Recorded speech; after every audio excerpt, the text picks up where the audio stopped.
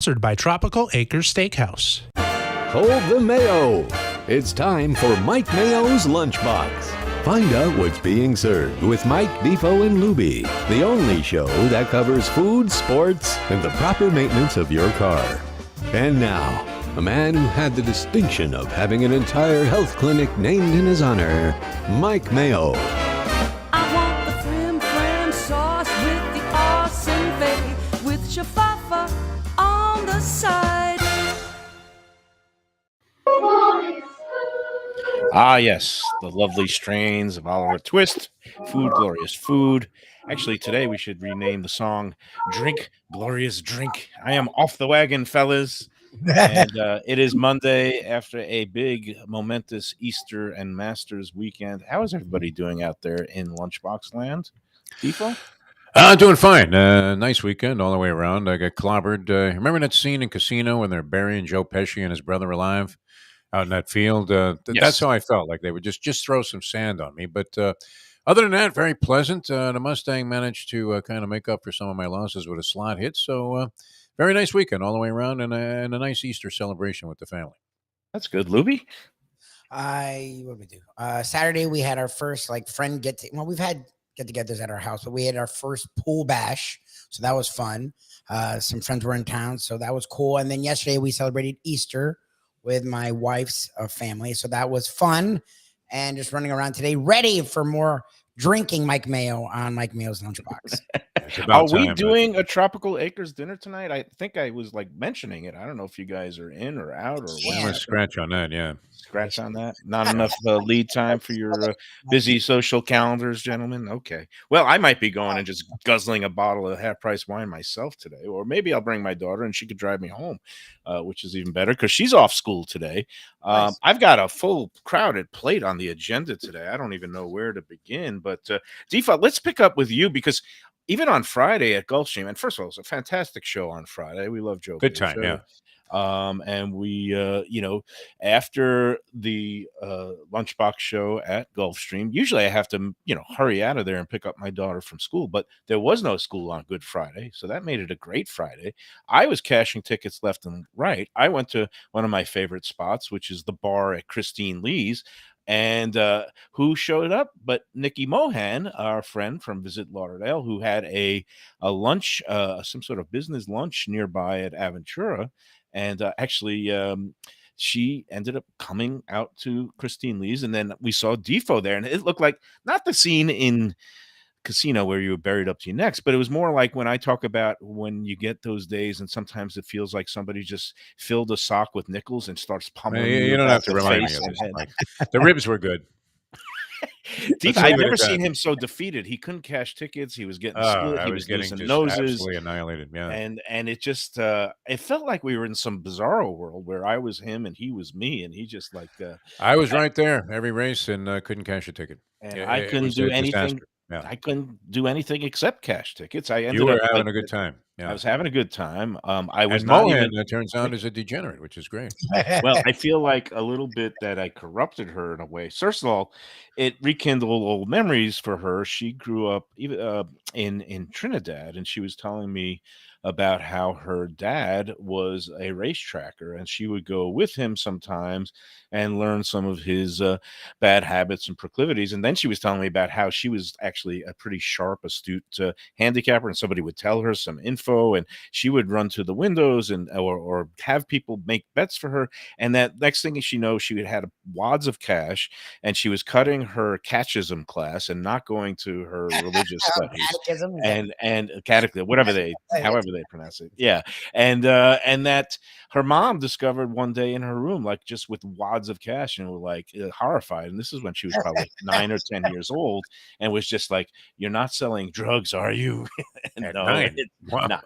Well, so Trinidad, yeah. She kind of then she moved to New York, and she was there, and now of course she's become respectable journalist, and then turned respectable executive for the Convention and Visitors Bureau, and but she ends up coming out to the track. And I showed her how to download one of these betting apps. And next thing I know, she's loading up the account. She is. She's sending me screenshots over the weekend about how she didn't stop and she was cashing some tickets left and right yesterday. Nice. So we've unleashed a monster, and another degenerate is born. And kind of we could hang up the mission accomplished We're banners like because proud. She dove all in. There's no question, man. Forget about the Chinese noodles and the house mustard, man. She was all over that phone. And you guys were hot. I just literally, I mean, you may as well have just lit me on fire. I was hoping somebody would pour gasoline on me on my way to my car. you looked as defeated and as hot as Brooks Koepka did after some of those holes yesterday at the Yesterday, yeah. Masters. And, You know what? I thought he was going to torch Butler Cabin after the match because he's been known to have fits of volatility where, he tried to punch the back window out of his courtesy car a couple of years ago. I forget what the circumstance was. He had a lousy round or lost the tournament on the last day. And the story goes, he tried to put his fist through the car window, not once, but twice, which is not, a wise maneuver, I wouldn't think, especially if you're a golfer and you're going to depend on your hands to make a living. But yeah, it was, a little bit of a meltdown there. He looked like he was going to win it. I was so happy because I was going to bet him. I had the notion to bet him at 30-1 because Sarni was all over pushing no, Koepka ten to to win one. the thing. I thought he was 10 to Koepka 1. was 30-1. Ram was, Koepka. Okay, Ram no, was Ram. inside of 10-1. Okay, Yeah. Ram I was don't even 10 know to if he was 1. that high. Yeah. Koepka was 30-1. No, he was. I had a friend in Georgia who had some money on him, and he was Okay. giddy yesterday, so he cashed. Well, that's a nice price on a favorite. That's the beauty of betting golf. If you bet the chalk, you're still getting like double digits sometimes. Yeah, But no, it's 30-1 Koepka, and he was breezing to the wire. It looked like he was going to win this thing in a runaway, and I held back. So I started yelling some derogatory and disparaging things about the Live Tour. The word scab and slime ball came up a couple of times. I would extrapolate on that. It was a little harsher language, but yeah, I wasn't happy, to see this guy running away and winning it was kind of when I passed on the bet. look, and it was kind of a helter-skelter Masters with all the weather delays, and you couldn't really get any flow. And if you go back to Friday's morning Defo show, I told Lubie to check back the tape at about the minute 55 mark. I was pretty much dead on because I said, you said, who do you like in the Masters? And at that point, Koepka had a 4-shot lead. And I think my words were, I like Rahm. Rahm's going to be tough. And I also like Jordan Spieth to make a move late. Well, Jordan Spieth never got all the way into real That's why I contention. didn't cut it out because you were wrong. Yeah. Yeah. Well, it was, I didn't have the exacta. At one point it looked like I would have the exacta, but then I got split by aging. Nobody could have Phil. I mean, nobody could have Decrepit Phil Mickelson. Yeah. But yeah, It looks good like for he's Phil. not eating as much lately. He had No. lost considerable weight. His face was very thin, and Yeah. I guess his waistline was down quite a bit also. It's all that stress of taking that blood money and all that, the Saudi Live Tour, which the New York Times did a big piece yesterday on the tracing some of the different, money and other supporter angles. Obviously, it's backed by the Saudi Public Investment Fund, which they're using money for all kinds of things and ingratiating themselves with all sorts of people all over the world. The Live Tour, look, it's a lot of money for some of these golfers, guaranteed money if you have families and maybe haven't had financial success on the tour or need a cushion or gambled all your money away like certain golfers might have done. I guess it's there for you, but it's one of those quandaries where do you want to kind of deal with people that have done some unsavory things in the past, including chopping up journalists? But we digress into more serious matters today. 60 Minutes, I think, had a piece on this sports washing last night. Yeah, I didn't get to catch all of it. I'm going to have to rewatch it. I was sort of doing something at the time. But yeah, John Wertheim, who was real good. He's been on our show, and he does a great job. And he had a very interesting piece on the whole thing from perspective of a woman who'd been tortured and just absolutely worked over by the Saudi government for her stance or position against some of their human rights atrocities. So, very interesting piece about what they're doing with the sports money. It's a very tricky world that we live in geopolitically, and who you do business with and who you decide not to do business with. And all I know is that, it looks easier. I mean, the PGA Tour guys look like they have the moral high ground, and they did come up victorious at the Masters. John Rahm stuck with the PGA Tour, a young Spaniard, and he looked really good. And it was kind of, like I said, herky jerky in that we didn't get the normal flow of the first 3 days with all the stoppages and restarts early. And it claimed Tiger. I think I mentioned last week that I thought Tiger would make the cut. Which he did, but then he had to pull out because he just can't get around that course, especially when there's weather delays and making things tricky that you have to play up to whatever it is, 18, more than one round in a day and wake up early. So, Tiger, again, I don't know if he'll ever really seriously contend at that course the way his legs and feet are. But, congrats to the champion, John Rahm. He played airtight yesterday. I mean, the way he was not missing fairways and he was bombing the ball, and just it was impressive display of golf. No, it was great. It's always a good tournament, and there were a lot of people, they weren't really in contention at the end, but and that jam up they had on Friday, that did in Tiger Woods, and he barely made the cut. He kind of backed into it. Yep. There were two guys left on the course when he posted a +3 after bogeying the last hole. And you thought, okay, I mean, maybe, somehow one of the other guys blows up. And of course, the next two shots they hit were both in the woods. I think it was Justin Thomas and Sung Jae Im.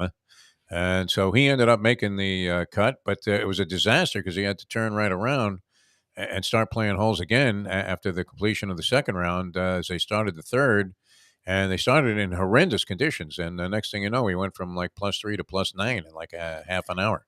So here's the interesting thing about Tiger. I mean, remember, back 25 years ago, Casey Martin was a golfer who was born with a congenital leg defect, and he petitioned some of the golfing bodies to be able to use a cart to get around a course because it's kind of under the ADA, the Americans with Disabilities Act, that he felt that, he had the golf game to compete, but he just didn't have the physical capabilities with his disability to get around some of these hilly courses. Do you think Tiger could or would ever petition? I think he's too prideful, but to be able to ride a golf cart at some of these events and majors, he might have been one of those guys. I'm not sure what his position was. I remember Tom Watson was adamantly opposed to it, so I always hated Watson after that, even when he was as an old man leading the British Open after 3 rounds.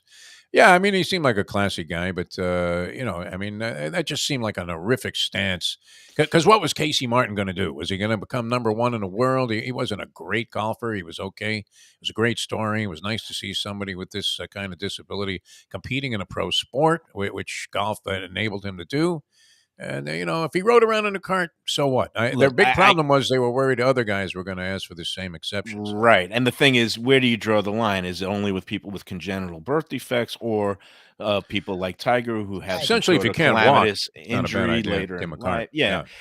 Look, but I understand Tom Watson's position. He's kind of a purist, and he says the game, at the highest levels is meant to be walked. That's part of the whole game in Scotland is walking the courses. And, Tom won 5 British Opens, and he loves it over there.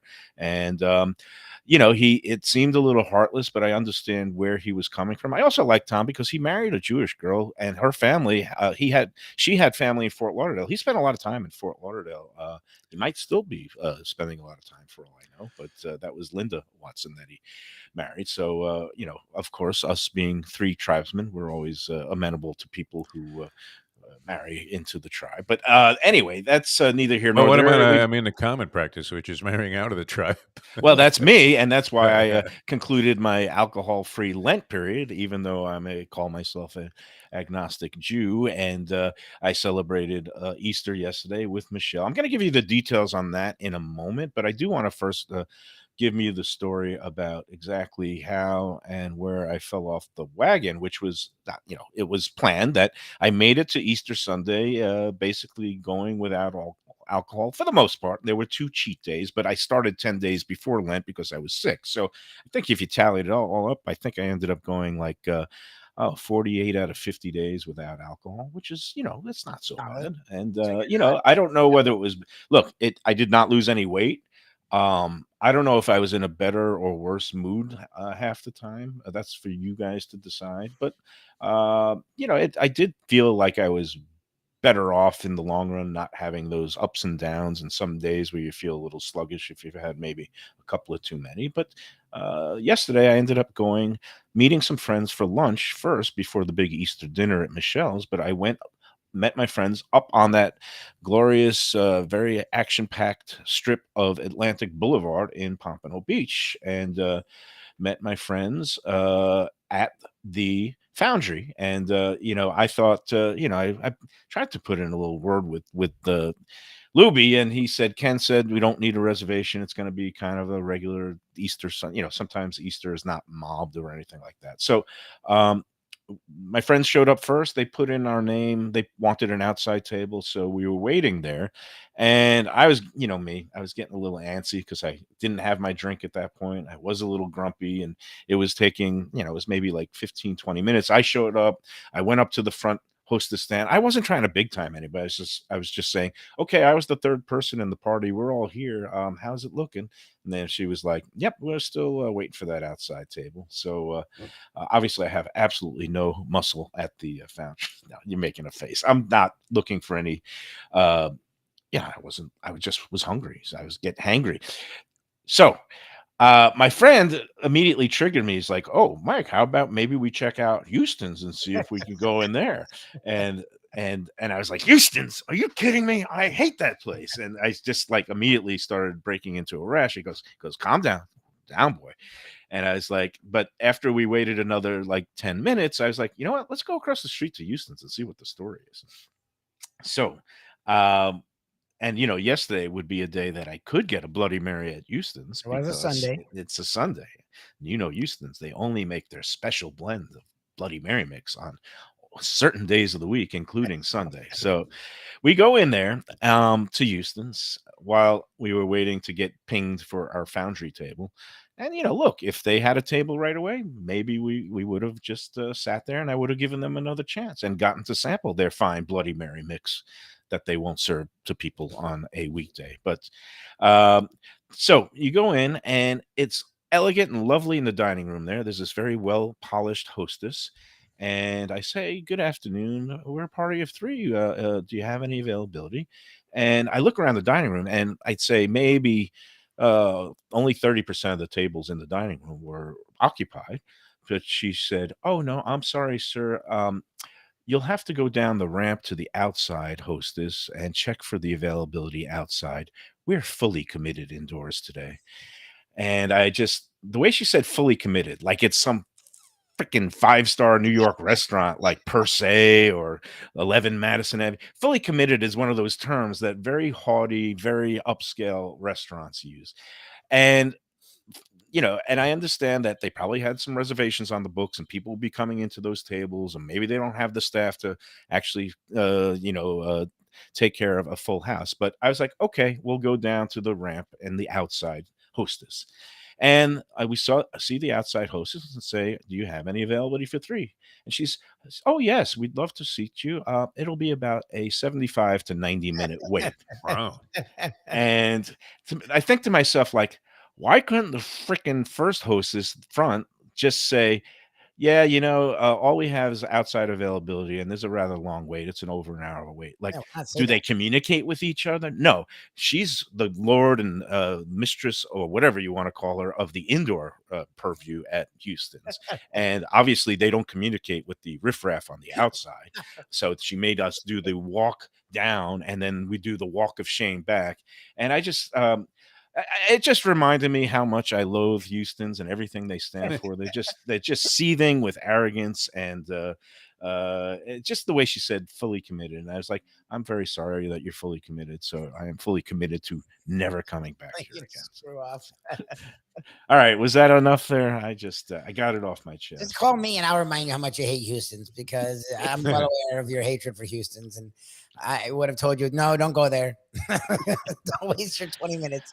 They do make a good French dip, and some of their other dishes. It's fine, but they hate you and you hate them. So yeah, well, I don't know if they knew who I am. And my buddy was just talking about how the last time he was there, how the service was so good, how this server that they got some French fries on the side, and without even saying anything, the server noticed that the fries looked cold, and my friend didn't even say anything, but they were cold, and he whisked them away, and he brought a fresh batch, and he was like singing Houston's praises. But then when we walked out yesterday, as our buzzer went off for the foundry, my friend was reminded, is like, yeah, I can see why you don't like it.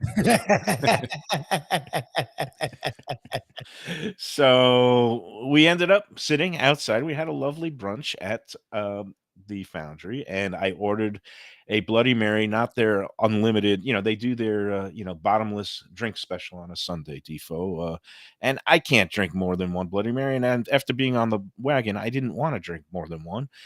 So I just got a regular Bloody Mary with Tito's. So it ended up being $12 or $13, $4 less than the unlimited, but I wasn't having to. And they brought out, I asked for it spicy. Both of us did. It was one of the best Bloody Marys I ever had, maybe because I hadn't drank in 5 or 6 weeks, but, perfect horseradish, good flavor, good kick. But my only, sad thing, and I'll have to give the professor some grief, it was the most naked, minimalist Bloody Mary, unadorned, no garnishes. I don't know how you feel about that. I was just so happy to be drinking alcohol. I kind of sucked the whole thing down, but there was no celery, no olives, no lemon or lime on the side, which I don't mind the lemon and lime. No, Like, it there was was just, nothing? I sent a picture to y'all, right? Did you see I that? didn't see that maybe? one. No. Yeah, I sent the picture. Yeah. No, and I don't mean to look, it was a good Bloody Mary. It was worth the money. It's an unusual occurrence to get a totally unadorned, ungarnished Bloody Mary. So, a little rap on the knuckles, but it was delicious. And we all enjoyed our brunches there. I had the breakfast pizza, which we had when we did the show there in the past, and has a little bit of the eggs. This time, instead of a runny fried egg on top, they had scrambled eggs that were kind of like loose, not loose, but I guess what we call it, soft scrambled eggs. Yeah, it was really good.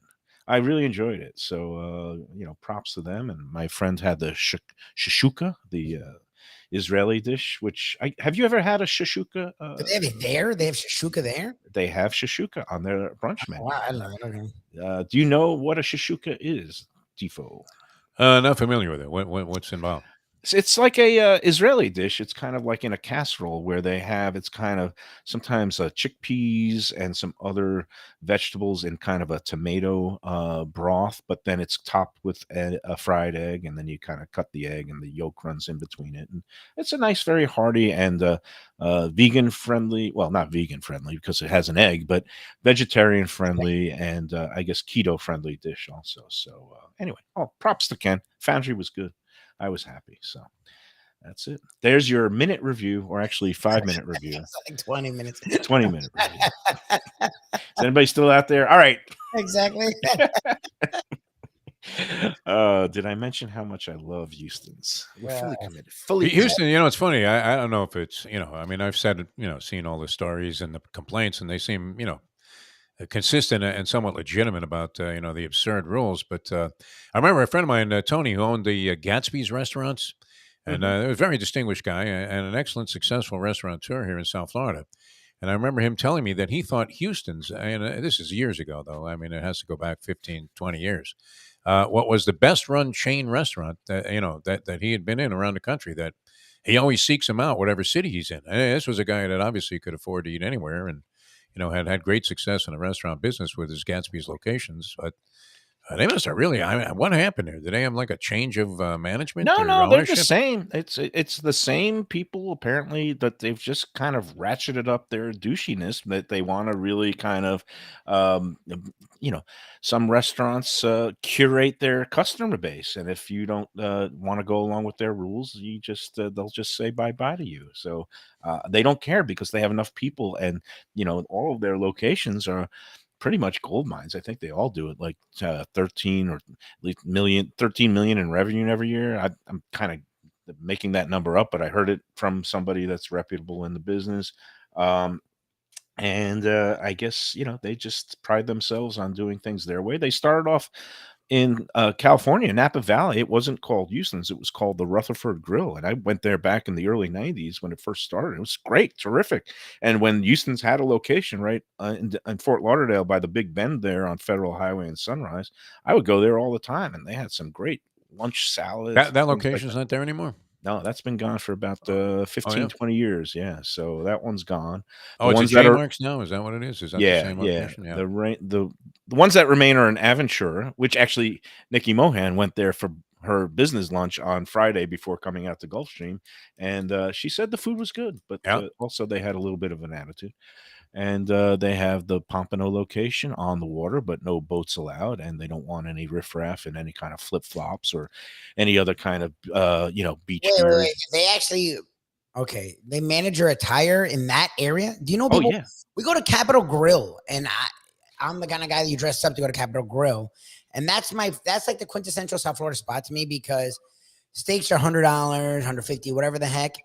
But people wear shorts, sandals, cut It's off. You're right near on the Florida. beach. Yeah. Like hello. Yeah, so here, let me just read you from their website. This is for the Pompano location. The attire standards: we consider hats, tank tops, flip flops, and team athletic attire too casual for our restaurant. So that's So if just Dwayne Wade walked in there yesterday after wearing the UD jersey at the game, they would have kicked him out. absolutely. Wow. Well, maybe not. Maybe they're not consistent. Maybe they're just a bunch of hypocritical, Don't celebrities, get too carried away. I stuck mean, up. I don't know. You All I hate the know, place, though. I mean, yeah, that must be popular, though. I don't get it because well, I mean, they that one time you could count on decent quality for a little bit high price, but not necessarily overwhelming. the way The service. I don't know that it was ever. I don't remember being in there and having somebody like make me feel like they didn't want me around, but I could see where that would happen. And that is bogus, where they can't tell you that outside is going to be an hour and a half wait. They make you Well, walk out there to find out. I make me walk down there, Yeah, like, they don't have 'cause two walkie it talkies. made Hey, it hour and a half out here. it made it seem like, Yeah. oh, yeah, that they would be able to accommodate Right, us, right. if No, not that's right terrible. away, within a reasonable time. I would consider anything under a half hour a reasonable time, go have a drink at the bar or whatnot, but no, she made us do the walk of shame back and forth, and as I was coming back, um, That's when you y told her, "You know who I am? I'm no, Mike Mayo. I didn't do You don't any of come that. to I Las never Vegas, talk to a man like Mike Mayo like that, Michael." I never do that. But what I No. did was I noticed on her little counter there, she had the little attire standards card, because I'm sure they kick a lot of people out of that Oh location yeah, because wow, of that's their crazy. attire. And then they also had the little Houston's business card, which in most places it has like the contact information for the general manager or something. But this one, it was like a couple of cards. I picked up one of them and I knocked another one over. But when I picked it up, it just basically had the number, the address. It had no contact person of the management. So it was basically a useless card that you could just get from looking at the internet. And then, like, while she was still on the phone with somebody, she obviously was peeved that I knocked over one of the cards. So she reached over and picked it back up and put it in its proper place, in just that way. And again, the same way that she would say, "We're fully committed," instead of just saying, "I'm sorry, we're booked up." Fully committed, yeah. Piece of work. I mean, fully committed. I mean, they made a play about actually a play about working in a high-end restaurant in New York, that was on it was off Broadway for a while, called Fully Committed. It's just like the most pretentious term that you could use for a restaurant, especially if you're not like a Michelin star restaurant, and just say we're booked, or we're full today, or we cannot accommodate you, or we never want to see you again. Please leave. It's kind of what So, they said to you. well, yeah, but in You'll be back though. You're a glutton for punishment, Mike That was Mayo. waiting for. one day I You've would like told to us try the the story book. 100 times already about how you'll never go back to Houston's, and there you are at Houston. Well, on I Houston thought it Sunday. would have been a really good story for the show, that it would be, Like is that irony or coincidence that the first drink I would have falling, getting off the wagon would be a Bloody Marys at Houston's. That I thought would be There's an good, irony in there, but but it yeah, didn't happen. unfortunately, you're a glutton for punishment, man. You keep. It's like going back to the ex. I don't want to say this in your case because you finally did get No, back it in the was good good last graces of night. the ex, but going back to an old girlfriend or something, and you're thinking it's going to be the same, and it's not. I mean, it's the same grief, but yeah, whatever the it's like, problems were, they always resurface, and that seems to be your luck with Houston's anyway. Yes, and I did much better off with the ex, or Michelle, as we call her, and we'll get into that after. I want to first I wouldn't mention. jeopardize that relationship with another story, though, Mike. I mean, and Yeah, actually, the amazing thing is No, that you this ate lunch before you went there because I saw the pictures of the yeah, it's feast just crazy. posted on. I don't know if it was Let's Eat South Florida, but certainly your former wife's Facebook page, and it was ridiculous. You put the pictures up too, and it was I did. insane the amount of food that you had. It was, and I'm going to get into all the details. But first, I wanted to get into getting taking care of the contest business, which is a Oh very man, Oh, tidy how'd that go? Yeah, business this week. Okay, one first of person. all, yeah, this was really good news for me. I didn't have to start making little slips of paper. There were 46 entrants in the contest this week. It was the restaurant part. I thought I made pretty That easy. was a gift. Yeah. It ended up being Wolfie Cohen's Rascal House in Sunny Isles Beach was the deli that we were talking about.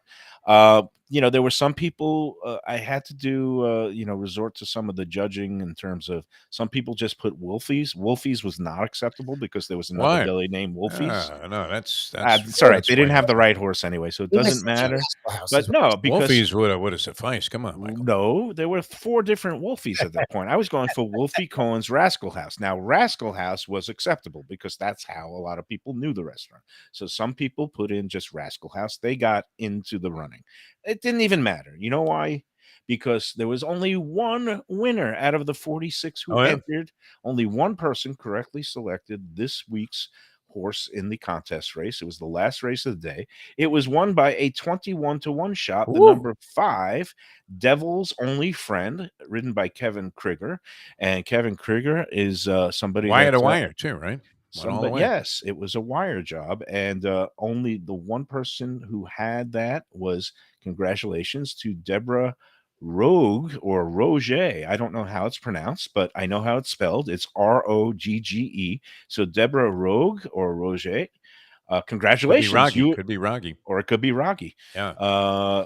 And no, congrats, you're it. You're the winner. I Oh, didn't have to nice. draw any hats. I Only hope she one bet the person. horse. You think she bet the horse also? I don't know, but she had, look, it's impressive. A lot of people went with the 7 horse. A lot of people went with the 3 horse. A lot of people went the 11 horse. And all those people were milk of magnesia, chalk eating pigs. So they went down in flames. And sometimes, just like Matt Damon says, that the future rewards the bold. And you got to take a stab with a long shot, and then you'll end up as the only winner. Only one person ended up having the second place horse. For a second, I thought we were going to have to go to the runner up. And in that case, there would have only been one person that had the number 6 horse, which completed a $235 exacta for a $1 bet. It was 5-6. Again, $44.60 on the winner. Congratulations to Deborah Rogue. You are going to, you and a guest are going to be going to 10 Palms Brunch Buffet at Gulfstream Park. You can choose a date between now and, are we saying April 30th? Joe, I bet would, since now we're picking it, we're extending it, you could probably get in there for the Sunday brunch anytime between now and the end of May.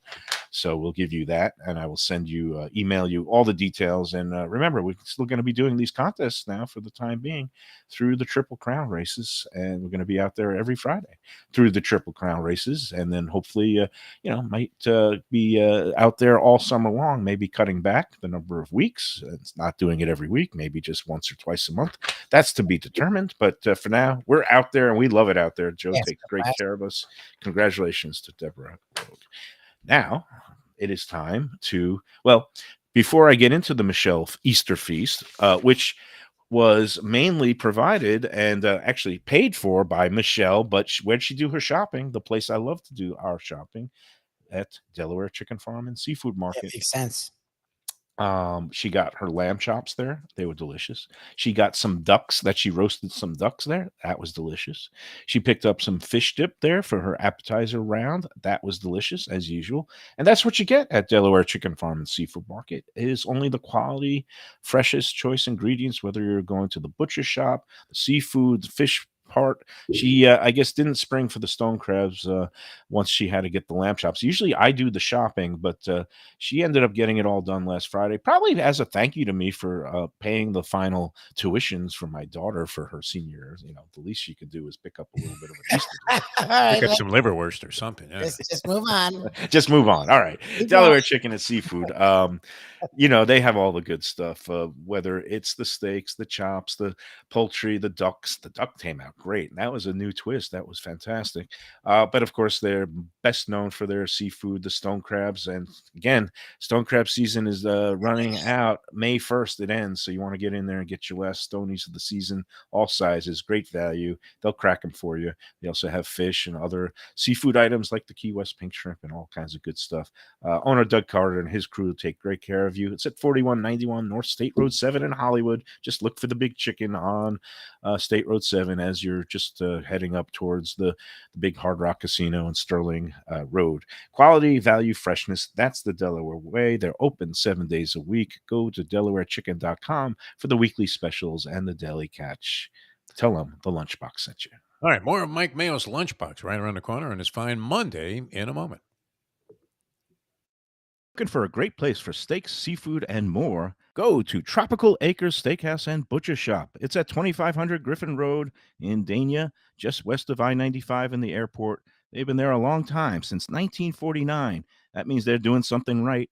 You'll get old school hospitality from the Studiali family, along with great value, tremendous service. Of course, you could also go into the bar for happy hour every day, 4 to 6. The early bird special runs from 4:30 to 5:30, and they have great value all night long. Also, a butcher shop that's open every day from 10 a.m. to 6 p.m. except Sunday. The dining room is open every day at 4:30 except Sunday. Go to Tropical Acres. Tell them the Lunchbox sent you. Hey, it's Mike Mayo. When the Brooklyn boy in me wants a good bagel with Nova or some matzo ball soup, homemade knishes, or a great deli pastrami sandwich on rye, you know where I go? Grandpa's Cafe in Dania Beach. It's been around a long time, an institution, but a little over a year ago, a pair of New Yorkers came in, bought it, and refurbished the place. It's beautiful, and they are now serving great breakfast, brunch, lunch. They've got the omelets. They've got eggs Benedict. They've got all kinds of great baked goods like rugelach. Grandpa's is just off Federal Highway on Southwest 1st Street in Dania Beach. It's open 7 days. Go in there, tell them that the Lunchbox sent you. When I'm looking for some wicked good food for a wicked good lunch, there's only one place to go. That's Wicked Cheesesteaks in Fort Lauderdale. It's at 4824 North Federal Highway, just south of Commercial Boulevard and across from Holy Cross Hospital. My friend Brian there, he will hook you up with some really tasty treats. They've got cheesesteaks, just like the best you can find in Philly, along with lobster rolls, because that's where he's from, Maine originally, and they have wings and pizza and everything you want to have a really good time. Wicked Cheesesteaks, they're open every day but Tuesday. Go in there on a Wednesday. They got buy one, get one on cheesesteaks from 5 to 8 p.m. Check them out online, wickedcheesesteaks.com. Tell them the Lunchbox sent you. People come to me and say, Mike, where should I go out to eat? I got guests coming from out of town. Where should we go? Cafe Seville. That's the answer. 2768 East Oakland Park Boulevard. It's a Fort Lauderdale perennial, serving the finest in Spanish and continental cuisine in a cozy, friendly, comfortable setting. Joey Esposito and Sally, his better half, they've been running the place for a long time. It's been open since the 1980s. They got great Spanish classics like paella, shrimp with garlic sauce, and all kinds of great seafood dishes. The stuffed veal chop, oh, that's my favorite. Go to Cafe Seville. It's open every day but Sunday at 5 p.m. for dinner. Tell them that the Lunchbox Mayo and Defo sent you. Do you like burgers? Do you like wings? Do you like late night food and sports on big screen TVs and cold beer and friendly vibe and great people? Then you want to check out Shenanigans, 1300 South Federal Highway in Dania Beach. You go to Shenanigans, you get yourself all the good stuff, the fresh fish every day, the black and grilled wings, and of course, the kitchens are open late. Go there, tell them that the Lunchbox Mayo and Defo sent.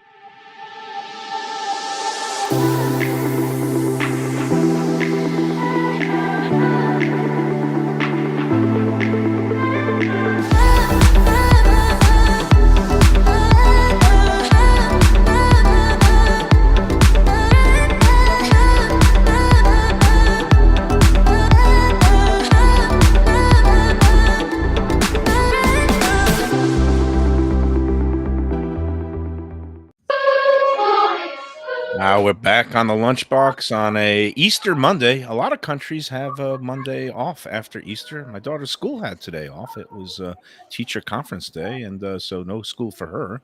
And but we're here working harder as ever, complaining about Houston's on the lunchbox and giving praise where it's due to. Now, I just, you know what? If Houston's came to us and said that they would be interested in becoming a sponsor of the show, I would say, I'm sorry, we're fully committed. The likelihood of that is zero if they've seen the show. Yeah. Houston's, I love you, Houston. Just dripping with what attitude. A spot, man. That water view, I mean, you can't beat it.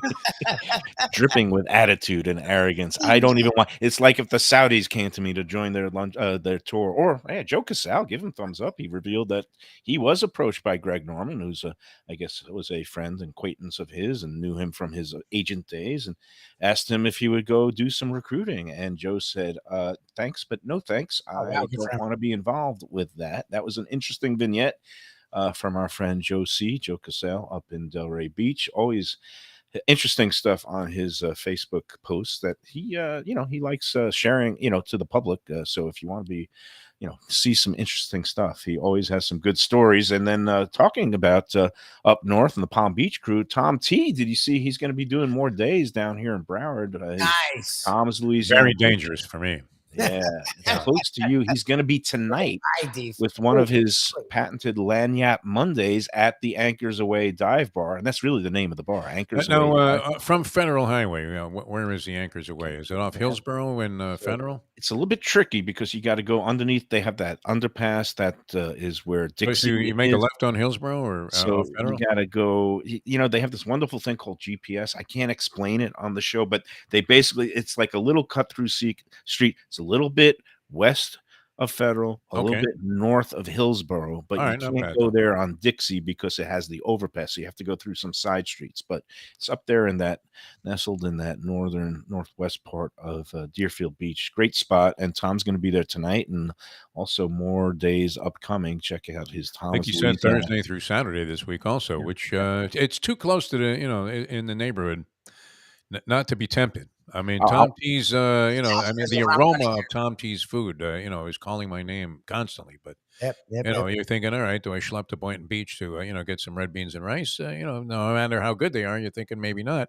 But around the corner, pretty much, this is dangerous. It really is. That's a gimme. I think I will be making an appearance at some point this week to get some of his I'm gonna have to stock up.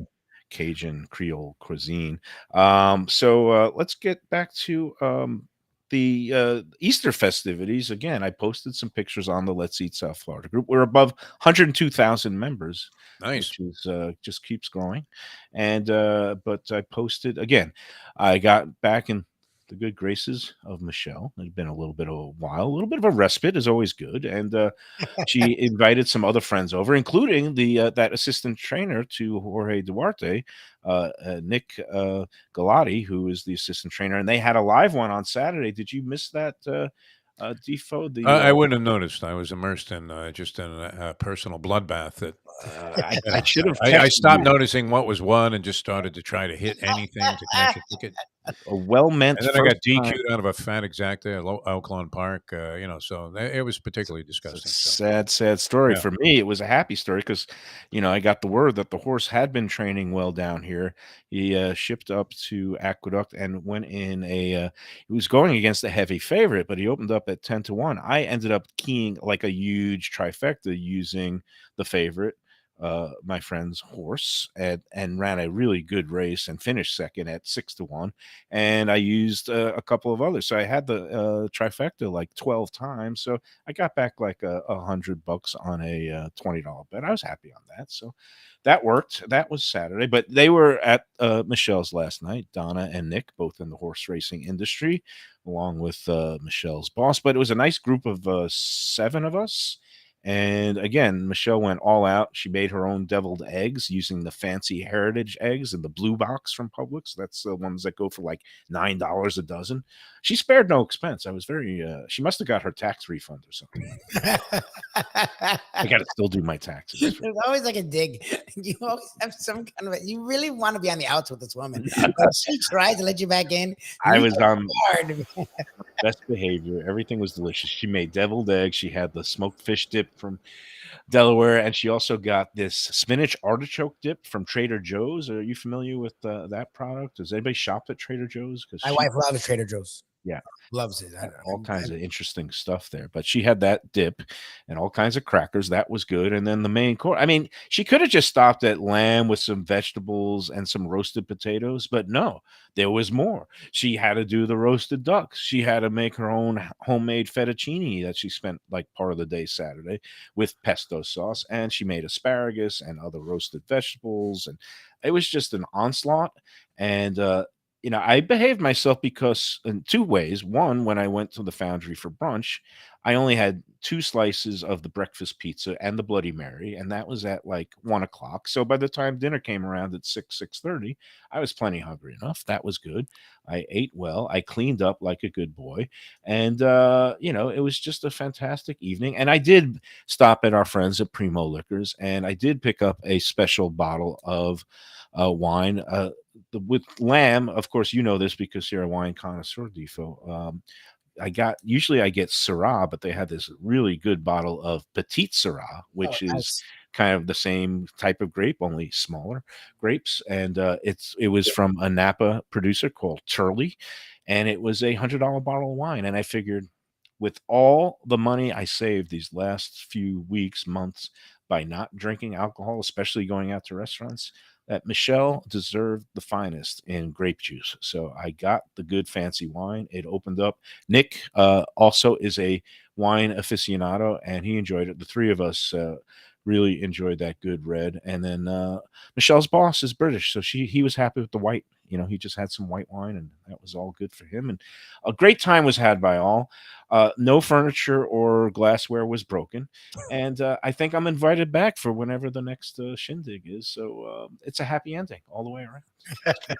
Until you do something stupid again. Watched a little bit of the golf at the end. It was nice. And so a lovely, lovely time. So did you go to Friends for Easter? I think you mentioned, Defo, that you have like an Oh, annual stuff. No, we have a family deal working. My son's wife's mother, the lovely Susan Chaka, always has a really nice thing prepared, and it's always a good time, real good company. And I found out that my soon-to-be 5-year-old grandson, the younger one, actually listens to the Defo show on South Florida Live in the morning because my son, when he's driving him to school, puts it on the radio, and then I started thinking, well, geez, I'm going to have to watch my language now.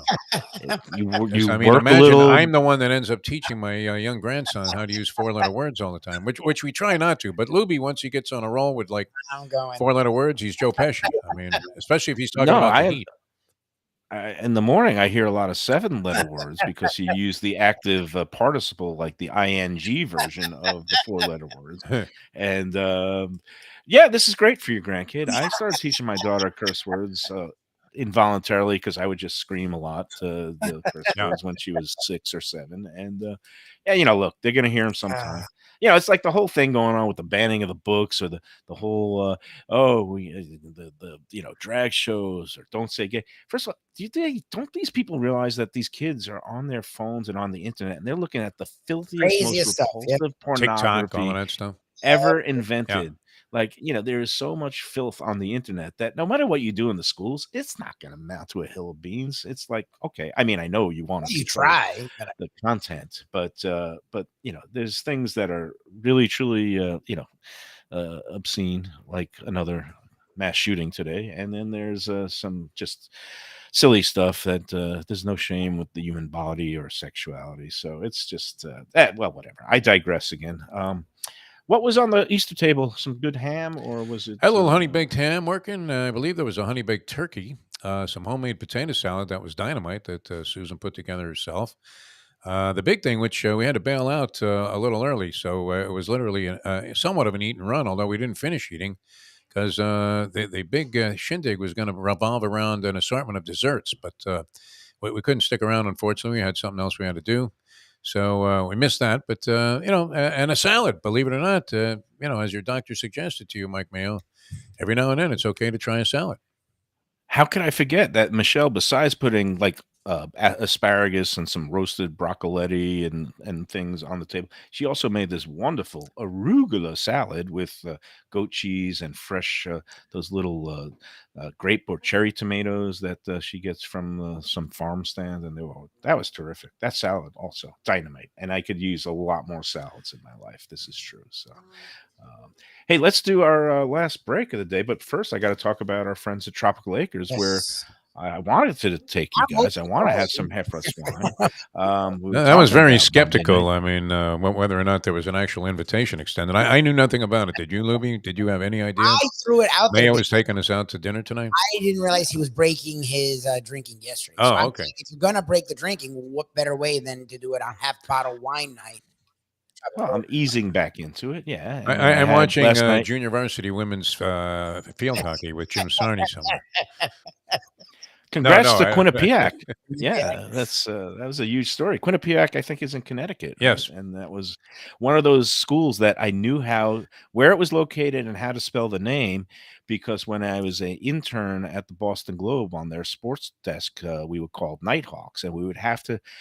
These were the days where there was no phones or texting. I mean, there was no internet, so that the athletic directors would actually get on the phones and call in the results and the box scores from basketball and hockey games from all these small colleges around New England to get into the agate pages of the Boston Globe. So there were many a nights that I took the box scores from the Quinnipiac hockey and basketball teams. So I know it's QUI, and then I can't even spell it. Exactly. I can't see Known it, for but- their political surveys, and I want to say they always had a decent baseball program, or for the most part.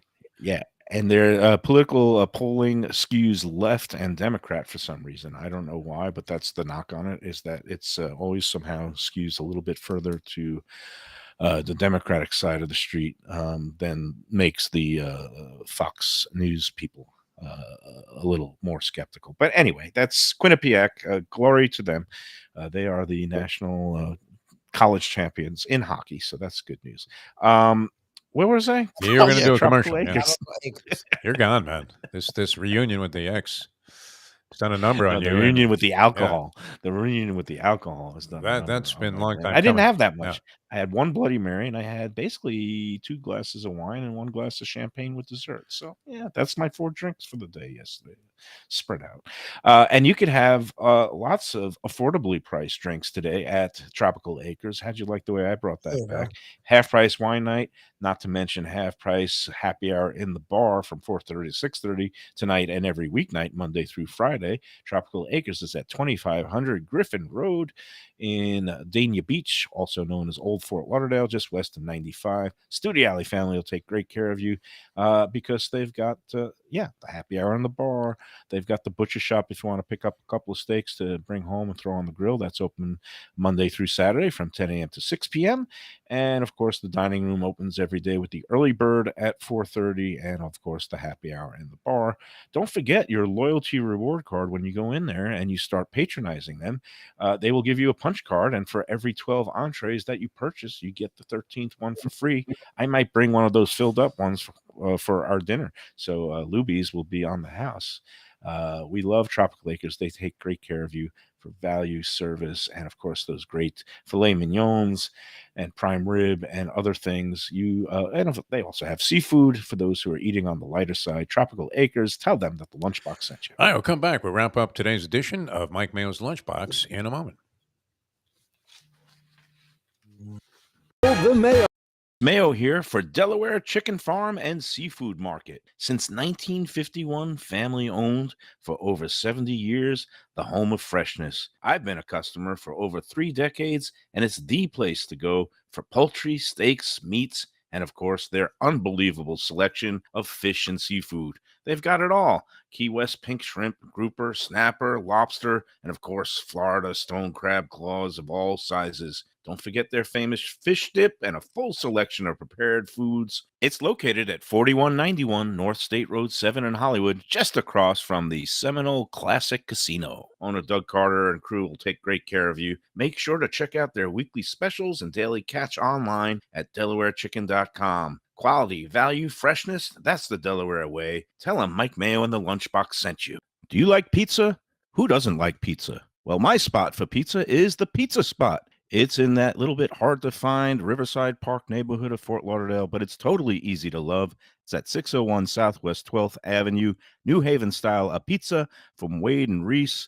It's a lovely outdoor spot. You could also pick up pies to go at 754-779-7788, 754-779-7788. Again, they're open every day but Monday for lunch and dinner. Some of the best pizza I've ever had. Go to Pizza Spot. They also have subs, salads, and more. Tell them the Gambling Gourmet sent you. If you like seafood in a comfortable setting, outdoors, even keel fish shack at the corner of A1A and Commercial Boulevard in Lauderdale by the Sea, that's my spot. It's upscale food in a down-home setting. The chef owners, Dave and Brad, do a terrific job with all the seafood classics that you want. They have the best grilled oysters in town, bang bang shrimp, lobster rolls, and deli fish specials. They also have weekend brunch Saturday and Sunday.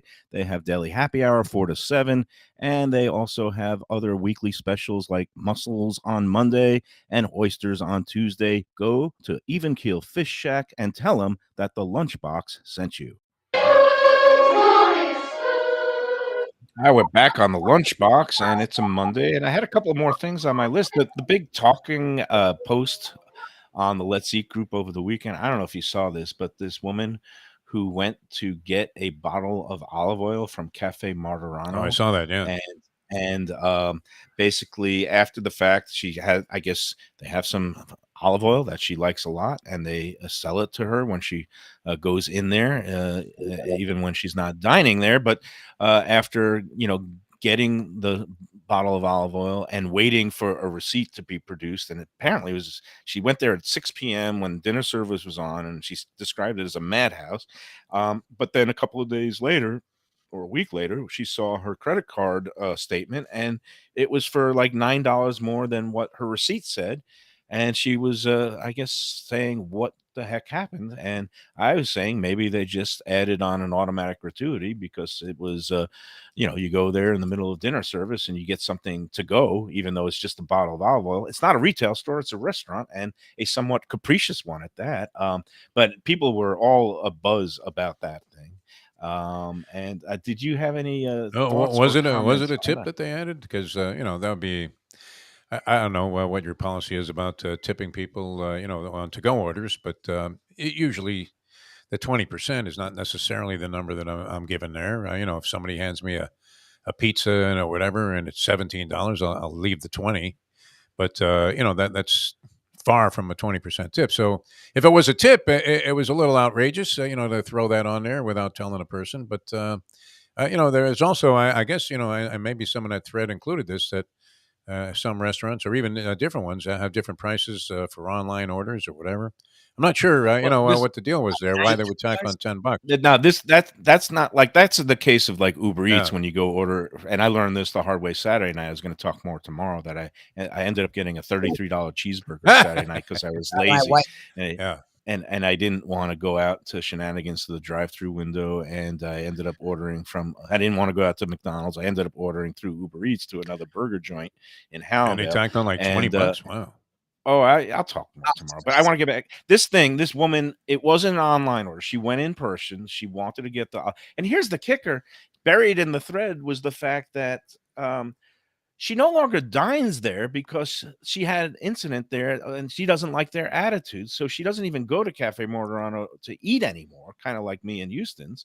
And but she does love the olive oil, so she'll still stop in and pick up a bottle of the olive oil. And I'm like, so, you know, you still patronize the place to get certain things, but you won't go there to eat anymore, then kind of maybe you got what you deserve, because it's like I said, it's a very capricious place. They charge $25 for a meatball if they like you. And then it's like, I don't know if there's menu item prices anywhere. I don't know if they have a written policy of anything taken out is automatic gratuity.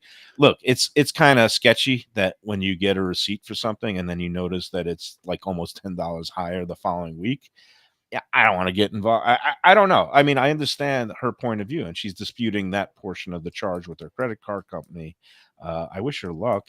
I think the gist of it is, yes, it's wrong for a place to do that, but Cafe Morano has been known as a place that does some weird things and treats people in weird ways. And, we all have choices. There's plenty of olive oil in the sea. There's a lot of different good. Yeah, maybe you can find that brand online somewhere and just order it and see if you get it for less.